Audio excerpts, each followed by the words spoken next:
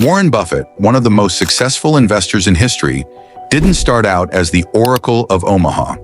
From an early age, Buffett displayed an innate talent for business. Whether it was selling chewing gum or delivering newspapers, young Warren always had an eye for profit. But his ambition went far beyond lemonade stands.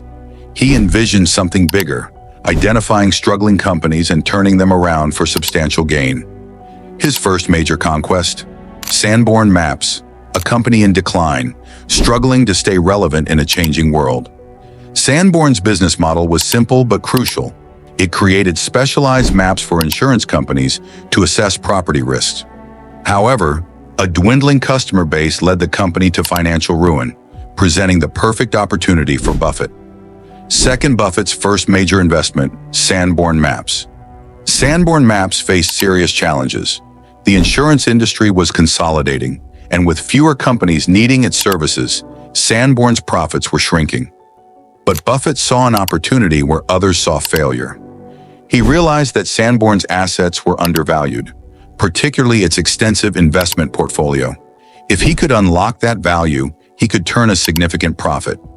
Buffett devised a strategy to take control. He raised capital from his close friends and family, using it to purchase a sizable stake in Sanborn. His goal was simple: secure a seat on the board and push for the liquidation of the company's portfolio, which would allow shareholders, including himself, to cash out at a substantial profit. Gaining control of Sanborn and the battle with the board. Getting control of Sanborn was no easy task. The board of directors wasn't keen on Buffett's aggressive approach. Many board members had little to no stock in the company, making them resistant to his plan. But Buffett wasn't one to back down. He used his position on the board to exert pressure, even going so far as to threaten the jobs of board members who refused to cooperate. Eventually, his determination paid off, and Sanborn's assets were liquidated, giving Buffett and his investors a 45% return on their initial investment. This victory marked Buffett's first significant business win, but it wouldn't be his last. His strategy, built on undervalued assets and persistent action, would become his hallmark. Buffett's family background and influence of his father. Warren Buffett grew up in a financially secure family during a time of national hardship, the Great Depression. His father, Howard Buffett, was a stockbroker and later a conservative congressman. Howard's approach to investing was cautious and disciplined. He believed in selling safe stocks to protect capital, a principle that Warren admired and would later adopt in his own career. Warren learned early on the value of integrity and financial security from his father's conservative outlook. Warren Buffett's troubled childhood. Though his father was a positive influence, Warren's relationship with his mother, Layla, was far more complicated and tumultuous. Layla often subjected Warren and his siblings to harsh verbal abuse, frequently belittling and criticizing them over the smallest mistakes. This constant barrage of negative remarks left deep emotional scars on Warren, fueling a sense of insecurity that would haunt him for years. For the young boy, home was not a safe haven, but a source of intense emotional turmoil, and he struggled to connect with others, retreating into his own world. His hobbies, collecting stamps, bottle caps, and reading voraciously, became a crucial outlet for coping with the overwhelming tension. These solitary activities provided him an escape, offering a sense of control and comfort that he couldn't find in his interactions with his mother. As a result, Warren developed into a quiet, introverted figure, often misunderstood by his peers and family.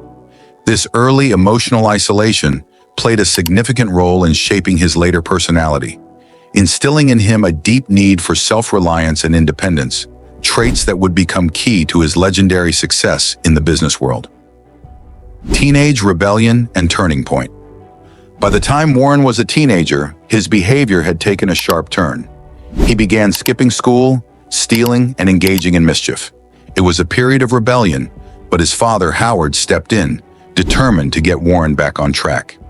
This intervention marked a turning point for Warren, who resolved to focus on his studies and his future. He became determined to succeed, not just for himself, but to make his father proud. Early entrepreneurial ventures and influence of key mentors. Warren's entrepreneurial spirit didn't take long to re-emerge. From delivering newspapers to operating pinball machines in local businesses, young Warren was a natural moneymaker. By the time he graduated high school, he had saved thousands of dollars, a fortune for a teenager in the 1940s. One of his key inspirations during this time was Sidney Weinberg, a famous investment banker. Weinberg's success left a strong impression on Warren. Despite his natural talent for business, Howard insisted Warren go to college, leading him to enroll at the prestigious Wharton School of Business. Meeting Benjamin Graham, the path to value investing. Warren Buffett's life took a pivotal turn when he met Benjamin Graham at Columbia University. Graham, along with David Dodd, was a pioneer in value investing, a method that focused on finding companies undervalued by the market. Buffett eagerly absorbed these teachings and began working as a stock analyst after graduation, applying what he'd learned. The concept of cigar butt investing, buying stocks that were cheap and had a little value left in them, resonated with Buffett. At Graham Newman, Buffett thrived, building his personal wealth and perfecting his investment strategies. But his path was just beginning. Early investment successes and challenges. One of Buffett's first major investments was Rockwood, a chocolate company. While he made a sizable profit from this deal, it wasn't without its challenges. Rockwood faced significant tax liabilities due to its cocoa bean sales. But Buffett, ever the problem solver, worked through these complications. Collaborating with Jay Pritzker, another shrewd investor, Buffett managed to execute an arbitrage opportunity that added to his early success. These experiences further sharpened Buffett's skills as an investor. Transition into independence, the formation of Buffett's investment partnerships. As his mentor Benjamin Graham approached retirement, Buffett knew it was time to strike out on his own. He established his own investment partnerships, gathering wealthy investors who trusted his keen eye for undervalued companies. With a strong reputation already in place, Buffett's new partnerships grew rapidly, giving him the capital and the freedom to pursue his unique investment strategy. Buffett's early struggles, the Dempster Mill incident. Not every investment was a roaring success. Buffett's stake in Dempster Mill, a windmill manufacturing company, quickly turned into a headache. The business was poorly managed and riddled with debt, and Buffett had to step in to prevent it from collapsing. Although his restructuring efforts were unpopular and even led to public protests, Buffett eventually sold the company to another buyer, walking away with a $2 million profit. It wasn't a smooth victory, but it reinforced his ability to persevere through challenges. Repairing his reputation. The American Express scandal. Buffett's next big move came with American Express. The company was embroiled in a scandal involving food oil, which threatened its credibility and stock price. Many investors fled, but Buffett saw an opportunity.